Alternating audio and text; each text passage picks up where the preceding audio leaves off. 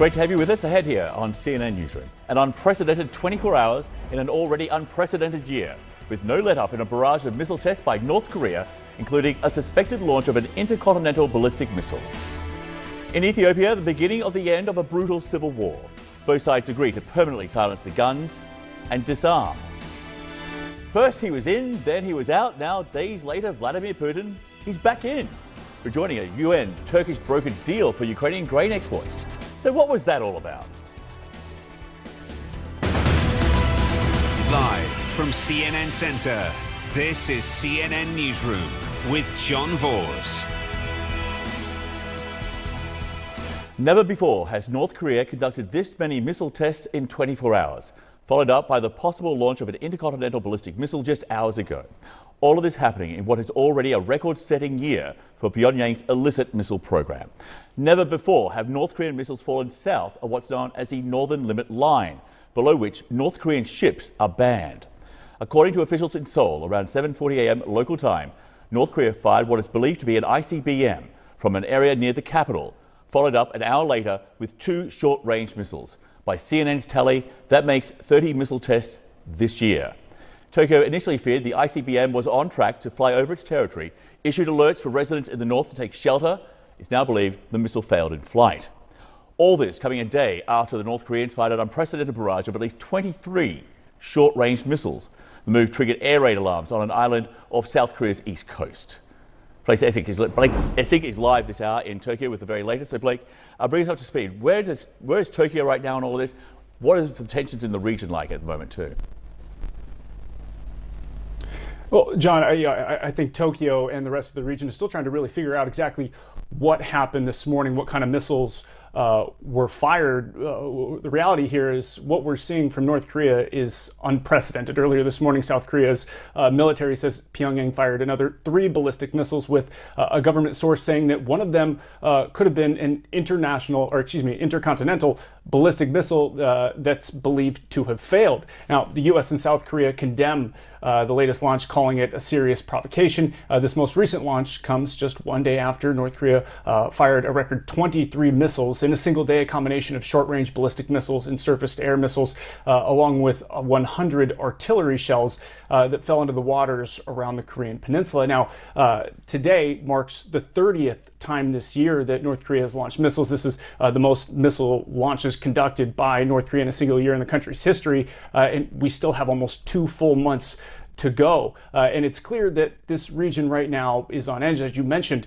Japan actually thought that the missile had flown over the top of Japan. In a series of tweets this morning, the Prime Minister's office sent out a warning to the public that a missile had been launched, urging the public living in Miyagi, Yamagata, and Niigata prefectures, where sirens were heard, to evacuate inside a building or underground. And just a few minutes after that, followed it up with another tweet saying that the missile had passed into the Pacific Ocean. As it turns out, as you mentioned, that was not the case, and the missile did not fly over Japan. Perhaps it's because it failed in flight. Here's Japan's Minister of Defense addressing what happened. We detected that the missile that was launched around 7:40 a.m. might fly over Japan, so we put out a J alert. But later, we have confirmed that the missile did not fly over Japan and disappeared in the skies above the Sea of Japan. So we would like to rectify our announcement. Now, this most recent series of missiles fired by North Korea shouldn't really come as a surprise after the country's foreign ministry warned of more powerful follow-up measures earlier this week if the United States didn't stop its war exercises around the Korean Peninsula. The U.S.'s most recent military exercises happening now. It's called Vigilant Storm and started on Monday and will continue through Friday. It's worth noting that this large-scale drill between the United States and South Korea was previously scheduled and involves hundreds of aircraft and thousands of service members from each country, with the U.S. releasing video of its fighter squadrons performing night operations. And with one more day of drills scheduled, John, there could be more weapons testing by North Korea on the horizon. In a statement before Wednesday's flurry of missile launches, Pyongyang Pyongyang once again warned that if the U.S. and South Korea attempt to use armed forces against the North, that they would carry out a strategic mission without delay, and that the U.S. and South Korea would pay the most horrible price in history. Now, perhaps, again, that's a warning that we still could see something worse. And as of right now, John, it's believed that the country's 7th ever nuclear weapons test is imminent. John? Blake, thank you. Blake Essig there, live for us in Tokyo. To New York now, and Isaac Stonefish is with us. He's a visiting fellow at the Atlantic Council, as well as CEO and founder of Strategy Risks, a private consultancy with focus on China and risk management. Isaac, thanks for being available. Good to see you. Good to see you too. Thanks for having me.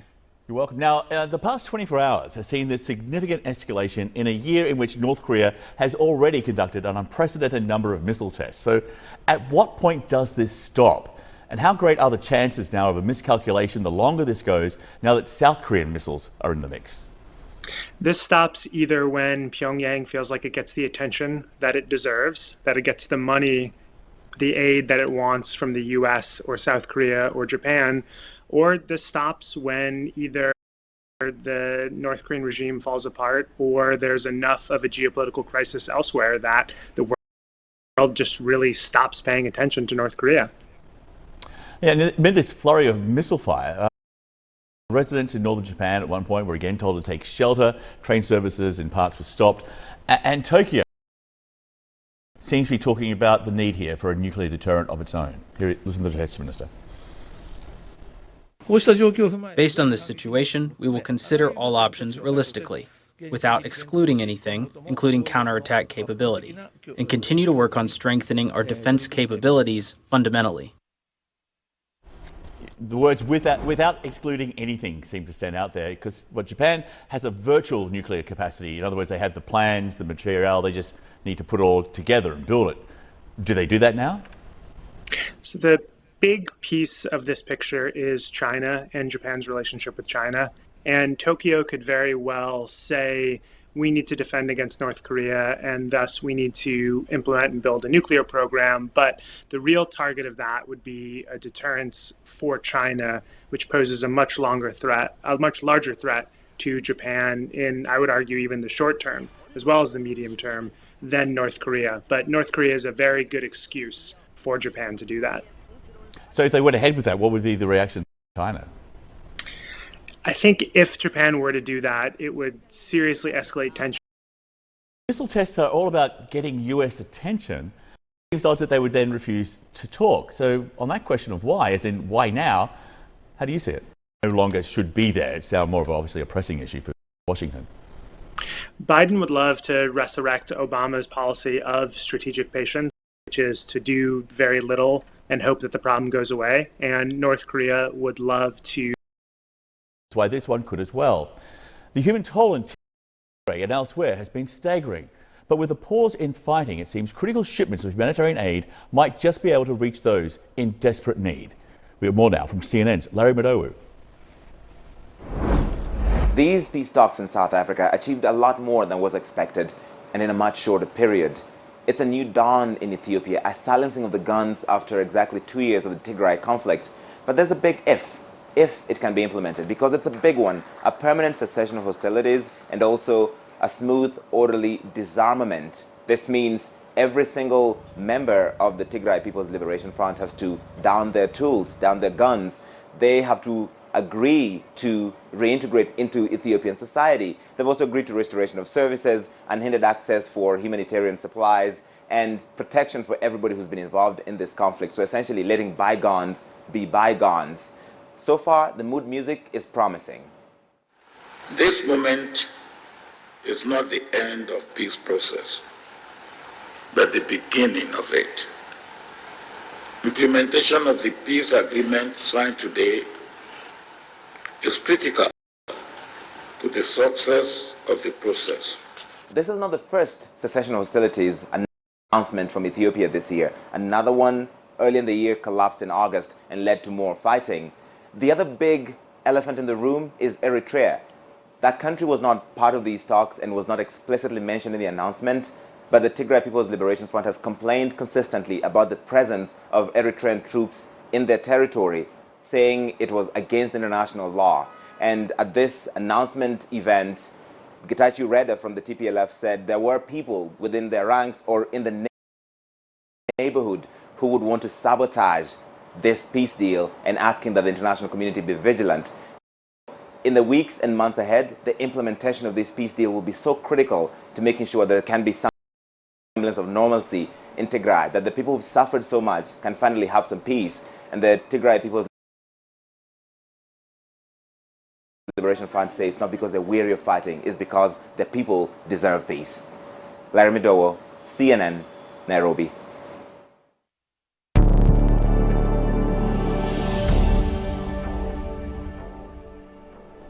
Russia has now rejoined a vital grain export deal, reversing course just days after suspending its participation. Moscow did that over the weekend. This UN-Turkey brokered deal accusing Ukraine of launching drone attacks on Russian ships in Crimean waters from humanitarian corridors, which guaranteed the safety of the grain exports. Ukrainian President Volodymyr Zelensky thanked his Turkish counterpart for helping preserve the deal. That guarantees safe passage for ships carrying grain export from Ukraine. Russia's president, meantime, says his country still reserves the right to pull out if Ukraine uses those corridors, again, he says, for military purposes. I have instructed the Defense Ministry to resume our participation in this work. However, Russia reserves the right to withdraw from these agreements if these guarantees are breached by Ukraine. All of this means that the deal will likely ease concerns about global food supplies. According to the UN, Ukraine normally supplies the world with about 45 million tons of grain every year. The price of grain on world markets has already come down.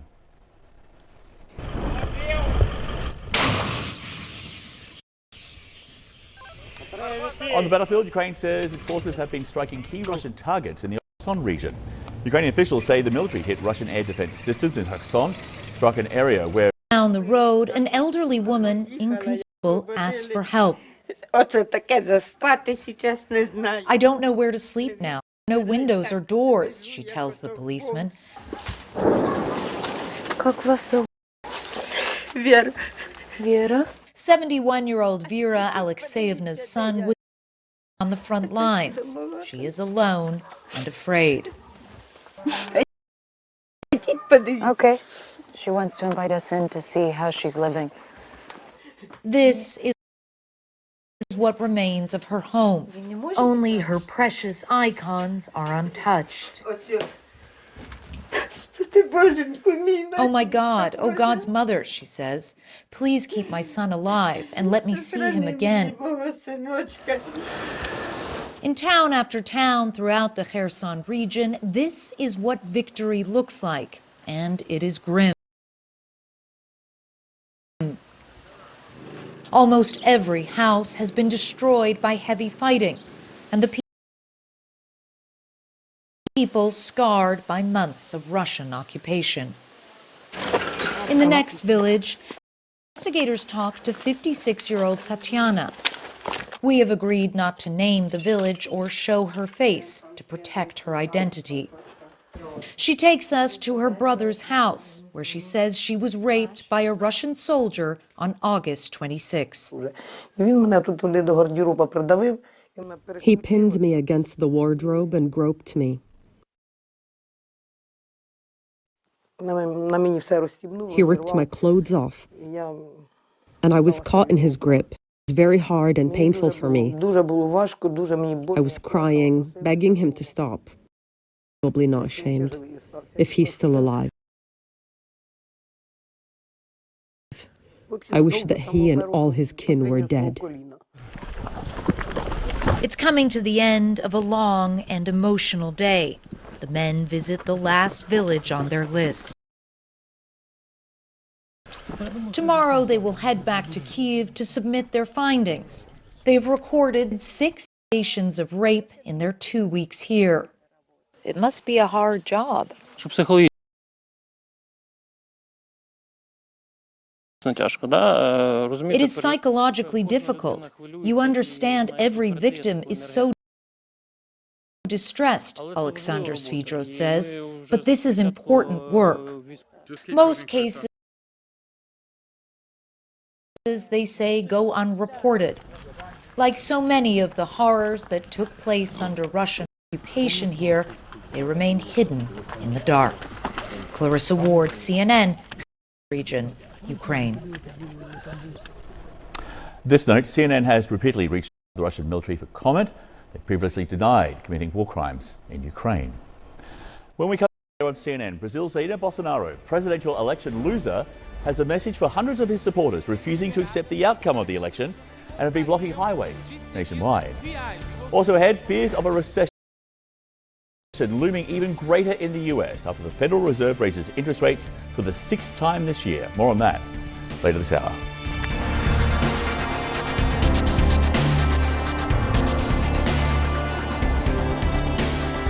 Frequency of interest rate hikes, but suggested increases may be coming in an effort to cool off this record high level of inflation. US markets did not like that idea of rates going higher. The Dow shedding more than 500 points at close of business on Wednesday. CNN's Richard Quest is more now reporting from New York. The decision by the Fed to raise rates by 0.75% had been baked into the market.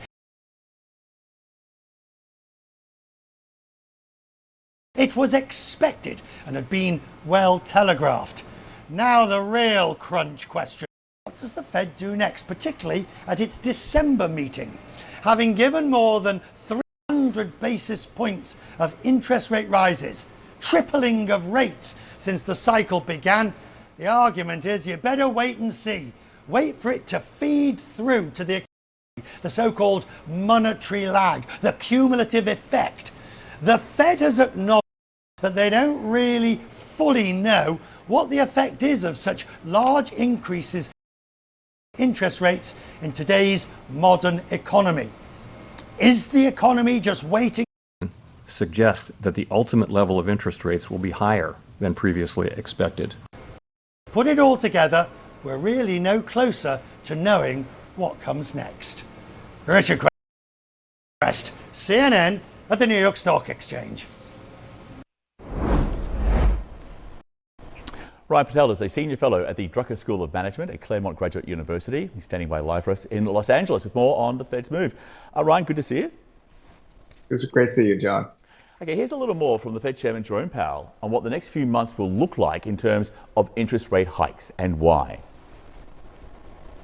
We continue to anticipate that ongoing increases will be appropriate. We are moving our policy stance purposefully to a level that will be sufficiently restrictive to return inflation to 2%. In addition, we're continuing the process of significantly reducing the size of our balance sheet. Restoring price stability will likely require maintaining a restrictive stance of policy for some time. Okay, so the interest rate hikes, also no more juicing the economy with free money, right? That's what reducing our balance sheet means. Explain the fixation here on 2%. Beyond the fact it's part of the mandate of the Federal Reserve, but wouldn't 3% and no recession be a far better outcome in all of this? It is, but I mean, you saw the segment before. It was. I've been on air saying this was going to be a 75 basis points, but then we get this. I don't know, the rumor, the market in the last week thinking it was only going to be 50 basis points, and then the market reacts the way it does, thinking that it wasn't going to happen. And this is where the 2 to 3% kind of echoing to that degree. I think part of also too with Jerome Powell, I want to be clear on this, where he said the labor market, he doesn't believe it's softening. And because of that, and he doesn't believe that the wage price is going to be spiral. So they are trying to keep more ammo into the pile, not really push into recession, but also ensuring that they can still go pretty hard at it. Yeah, we also have a similar situation over in the UK, and the new Prime Minister, aren't they always new? He warned that tough times will mean some hard choices. Here he is last week.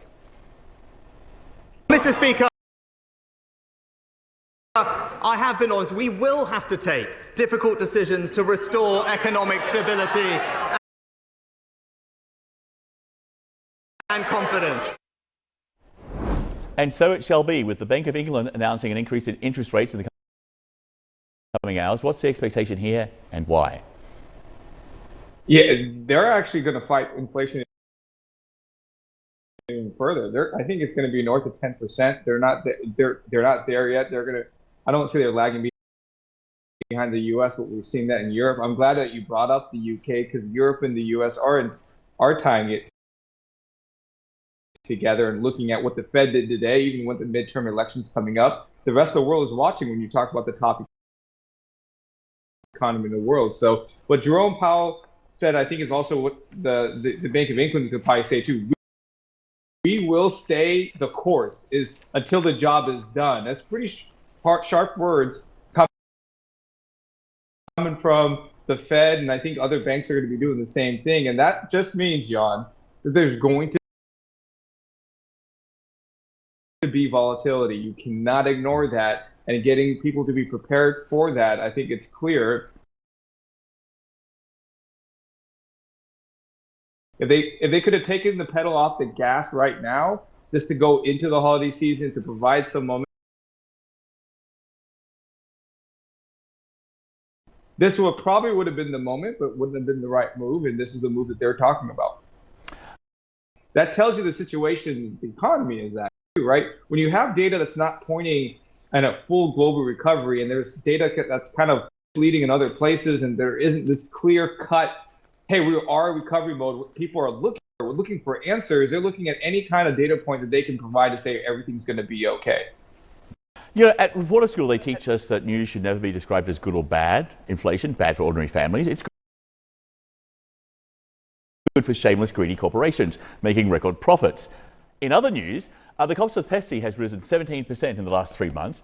The third quarter profits up 20%. Coca-Cola profits up 14% year on year. Restaurant chain Chipotle prices to increase by more than 14% by the end of the year. Third quarter profit up a smidge over $250 million, more than 25%. This is happening across the economy, but the cost of food is something else entirely different.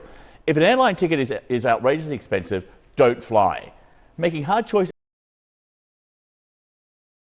on what you can and cannot feed your family, that's when this starts to hurt. And we're just at the beginning of that process right now. Well, we're just days away now from the US midterm elections, and ahead, a from President Biden about the threat election deniers are posing to democracy. We must, in this moment, dig deep within ourselves and recognize that we can't take democracy for granted any longer.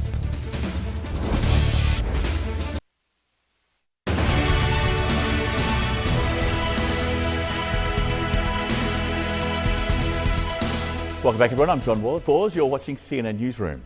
Just hours ago, Brazil's outgoing president told his loyal supporters it was time to go home, time to stop blocking traffic on major highways. The protest began almost as soon as Bolsonaro lost his re-election bid on Sunday. CNN's Paula Newton has our report now from Sao Paulo. Supporters of President Jair Bolsonaro were out on the streets for a third day, and in some cases, they were violent yet again. Now, federal officials are ordering military police to use force when they need to clear these demonstrations. That's why you continue to see in sporadic events, you will see tear gas being used, you will see water cannon. Having said that, protesters, by and large, that we've seen have been moved to the side. They have not actually been moved off their protest sites, and for that reason, these protests keep popping up. Even the president seemed to concede things were getting out of hand. The blocking of highways in Brazil impairs people's right to come and go. It is in our constitution, and we have always been within its limits. You have to respect the rights of other people who are moving, in addition to affecting our economy. I know that the economy has its importance, okay? I know that you are giving more importance to other things now. It's legit. But I want to appeal to you, clear the highways. This is not, in my opinion, part of these legit manifestations. We're not going to lose our legitimacy here. Other demonstrations you are doing all over Brazil in square cities, I repeat, part of the democratic game. Feel free. Protesters that we've spoken to say that gives them the green light to stay out on the streets for as long as it takes, and they're still waiting for him to decide whether or not he will accept those results. Now, having said that, that makes An already tense transfer of power, much more contentious here in Brazil at a time when it does not need it. President-elect Lula da Silva continuing to take meetings and do calls with international leaders, and now working towards Brazil's environmental policy as that environmental conference comes up in Egypt. Through all of this, investors keeping a wary eye on Brazil. They do want this economy to try and restart itself, especially when it comes to the issues, the entrenched issues of poverty and inequality. Paula Newton, CNN, Sao Paulo, Brazil. Meantime, authorities in Brazil are investigating new video showing crowds making what appears to be a Nazi salute during the national anthem. The video circulating online is said to be a rally in the state of Santa Catarina on Wednesday, one of several rallies across the country held in front of military bases, where supporters of Brazilian President Bolsonaro gathered to protest the results of the election. It's unclear who originally posted the video. CNN cannot verify its authenticity. Nazi incitement is a crime in Brazil, and a state prosecutor says those identified here will be held accountable. Almost all the votes have been counted in Israel, with official results expected now in the coming hours. Projections show former Israeli Prime Minister Benjamin Netanyahu's party and its ultra-nationalist allies have expanded their lead to win an outright majority. Concerns are mounting, though, over how much power those allies might wield in what could be Israel's most far right-wing government ever. But the president's office released a timetable on Wednesday indicating that a new government could still be a few weeks away. And consultations over who's the best chance of forming one will begin next week. CNN's Hadass Gold reports now from Jerusalem. Benjamin Netanyahu is poised for a big comeback with as many as 65 seats in the Israeli parliament, far more than the 61 seats he would have needed to have a ruling majority and become prime minister. Far better than the opinion polls showed, which in the leading days leading up to the Israeli election showed him at just around 60 to 61 seats at best for him and his allies.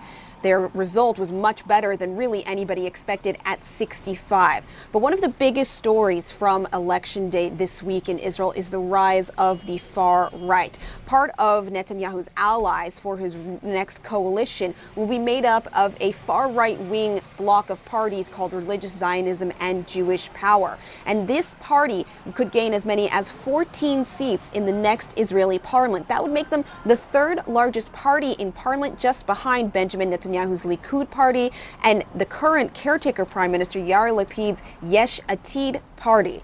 Now, this group of parties, they are made up of people who were once considered the far-right fringe extreme of Israeli politics. One of their leaders was in the past convicted for inciting racism and supporting terrorism. Another one of their leaders, once from the Israeli parliament, told other Arab Israeli members of the Israeli parliament that they don't belong there and that they should have been kicked out in 1948 when Israel was created. But now these types of people will have potentially quite a bit of power in the next government because of their numbers in the parliament. The question will become, what sort of ministerial positions might they get? They've made public demands for things like public security or even Minister of Defense. But Benjamin Netanyahu, when he's been asked about this, he says that he will become the prime minister, that he will have the largest parties and they will set the policy and make the decisions. But there also is a big question about how Israel's allies around the world, especially the United States and newer allies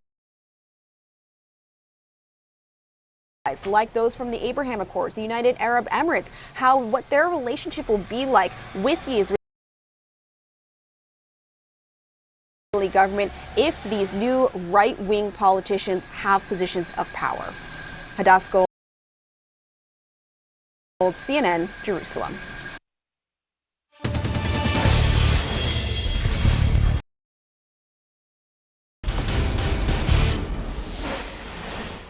Just days before the U.S. midterm elections, and President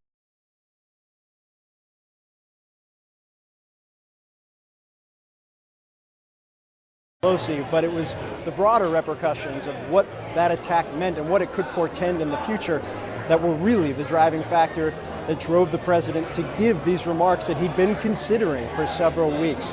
They were sharper than very similar remarks he gave back on September 1st. They were more urgent and they were more clear that this is a decision for voters to make, a decisive one, according to the president. For him, the stakes couldn't be higher. This is no ordinary year. So I ask you to think long and hard about the moment we're in. In a typical year, we're often not faced with questions of whether the vote we cast will preserve democracy or put us at risk. But this year we are. Now, the reality here is this: as you look towards those midterm elections, White House officials know this is not the issue that is driving voters. That is the economy, that is inflation. The president, however, still felt it was critically important to make these remarks and cast them in a very political light. They do say, though, when you talk to the White House advisors, that Democrats will pay attention to these remarks. This does break through for the Democratic base, a Democratic base that has seen its enthusiasm drop over the course of the last several weeks. Perhaps electorally that has an impact. For the president, the broader message was what was important, a message he delivered in very stark terms, very urgent terms, and terms that made very clear he was very concerned about the direction of the country. Phil Madigan, CNN, Washington. Overfishing and pollution, rising temperatures and infestation of jellyfish, the world's oceans are under threat on multiple fronts. When we come back, saving the world's oceans, a call to Earth in a moment.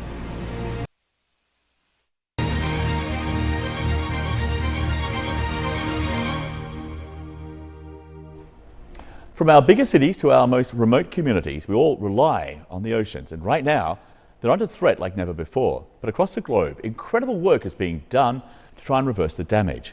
So today, CNN hosting our second annual Call to Earth Day, a 24-hour global day of action aimed at raising awareness of environmental issues and engaging with conservation education.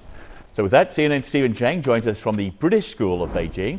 Chrissy Lu Stout is at the Harrow International School in Hong Kong, but we'll start with Stephen. Of course, the British School of Beijing. Katie Vors went there. So what are they doing for this day, Stephen? Well, John, you and I are both very proud BSB Sunny Twin parents. As you know, this is one of Beijing's leading international schools, and they do have a very diverse student body, but there is a common theme running through their curriculum, helping our planet. So let's take a look at this classroom here. Hi, guys. So could you tell me what you're talking about here, if you don't mind? We're talking about how plastic pollution and ocean acidification is affecting the oceans. So how does pollution of the oceans affect climate change? Like, because, so the whales, so like, because, the whales, so that, because they like, they give lots of nutrients to the ocean by their solid waste, and so... you want to help him? Yeah. So whales really like help with the carbon. So because of plastic pollution, they're really getting like dead. So that's a problem. Yeah. So they're obviously still learning a lot about this problem, but they're also getting hands-on experience in terms of trying to address some of the challenges. And this is what these kids here are doing. So could you tell me what you're doing here? We're making corals. Why are you making corals? Why are corals important to the health of our oceans? Corals are like corals are home of these small like animals in the seas, and so that's why they're important, right? What about here, this group? What are you guys doing here? We're writing a letter from a whale to humans. What's your whale trying to say to humans? Basically it's saying stop polluting the ocean with plastics and other toxins, and like do something about it, you know, get rid of the plastics. Right. So I think the message here is clear, even though all of these kids live in a landlocked city like Beijing, but the choices they make in their daily life still affects the health of our oceans, which of course in turn affect the climate change, because as they have been saying to me earlier, the oceans are the planet's lungs and carbon sinks. So John, I think that's the message they're trying to really take home with, and also doing their part to make a more positive impact. John? Yeah, absolutely. Great school there in Beijing. I'm biased, though. Stephen, thank you. Let's go to Chrissy Lu Stout, though, in Hong Kong. Also at a very good school there in Hong Kong, Chrissy. So what are they doing for this day in Hong Kong at the Harrow International School? Hey, John. Yeah, I'm here at one of hundreds of schools around the world that are marking this Call to Earth Day, a day of action to better protect the planet. And I have to tell you, The community here is all in, from the teachers to the students, lower primary to secondary. They're all marking this day. This is lunchtime. This is busy because a charity fair is happening right now. They're selling cupcakes. They're selling used jumpers, games, seedlings as well, to raise money for environmental NGOs, including ocean conservation NGOs. Earlier, we met with a group of Year 3 students who were writing and performing ocean conservation-themed poems about the perspective of a coral reef, or from the perspective of the sea, that they plan to share dramatically with their peers. Now, this day is going on here in Harrow, but we're also keeping a focus on the theme at hand on ocean conservation. About half an hour from here by car is an area in the new territories of Hong Kong called Pak Nai. It's known for its stunning sunsets, coastlines. It's also, thanks to an oyster restoration project, home to an incredible array of marine life. Take a watch.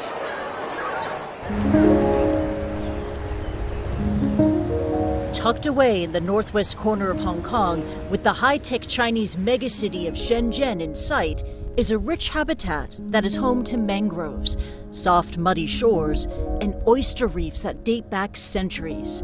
For over 700 years, local farmers cultivated oysters here in the mudflats of Pak Nai. In recent decades, traditional oyster farming has declined, due in part to coastal reclamation and overharvesting. But conservationists like Maureen Thomas have discovered that reintroducing oysters to the abandoned reefs can boost biodiversity and strengthen these shores. Usually people will associate oysters with food, but less known is that oysters and other shellfish create habitats. They create reef habitats. In fact, just like coral reefs, they will bunch together and create these hard structures that you can actually walk on. In a survey of the city's coastlines, researchers from the Nature Conservancy and the University of Hong Kong discovered existing reefs like these old farms could potentially act as a source of oyster larvae. They also found that a single Hong Kong oyster can filter up to 30 liters or 8 gallons of water an hour, one of the highest filtration rates recorded for the species. Another finding, the reefs host 6 times more species than bare mudflats, as the piles of shells provide shelter for worms and small crabs, attracting a variety of animals, including birds like this little egret. And yet another benefit, mitigating the effects of climate change. So how does the humble oyster do that? So the humble oyster will also help us fight climate change if it's in a reef structure. So if it's in a hard reef structure that is creating a barrier, think of it as a natural seawall, then it's going to be creating friction on the sea bottom that will attenuate wave action and therefore also flooding at the back of it. Since 2020, Thomas and a team of volunteers have been at work restoring this abandoned oyster farm. They dry old shells in the sun before returning them to the water to form a base for oyster larvae to attach to. They hope to introduce millions of oysters to help revitalize the area over the next few years. One of the biggest things that always amazes me and makes me happy is seeing all the number of crabs here, especially here. As you walk, the crab walk away. If you fix on it, it's quite amazing to see this. It is really, really beautiful. As new oysters grow, they clean the water, provide shelter and food for wildlife, and join forces with the mangroves as a coastal buffer. A spectacular sunset descends on Pak Nai as these small, briny creatures work to build an ever more vibrant ecosystem. Oyster reefs are among the most at-risk habitats in the world. In fact, according to the Nature Conservancy, they say 85% of them have disappeared. So the oyster restoration project that you watched just now in Hong Kong, it's also happening in many other corners of the world, absolutely critical in reversing that trend. And activities like this, very integral as well. A charity fair to raise money, to raise awareness for environmental NGOs like the Nature Conservancy. I just spoke to one of the organizers here, John, and they say last year they were able to raise $5,000 from this charity fair. They're hoping to do the same thing this year. So we wish them luck. Back to you, John. Christy, thank you for that. Christy Lustart with a very good report there. And thanks to the kids at Harrow International School for all they've done. Thank you. And you at home, you can follow along as we mark this global day of action. Please log on to cnn.com/Call to Earth Day. Let's see what other people are doing to answer the call. There are other people answering the call all around the world right now, so find out what you can do to help. Time for a short break. Back in a moment.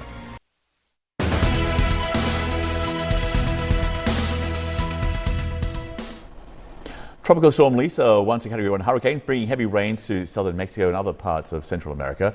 Lisa was downgraded after making landfall Wednesday near the city of Belize. The storm surge was predicted to be up to several feet in places. CNN's Derek Van Dam tracking all of this for us right now. Where is Lisa? What's she doing? Yeah, well, she's moving inland now, but she did cause some storm surge near Belize City earlier today once it made landfall. Remember, the storm actually made landfall just to the south of Belize City, so they were on the receiving end of that onshore push from the Caribbean Sea, and that allowed for some of the water to inundate some of the local roadways within Belize City.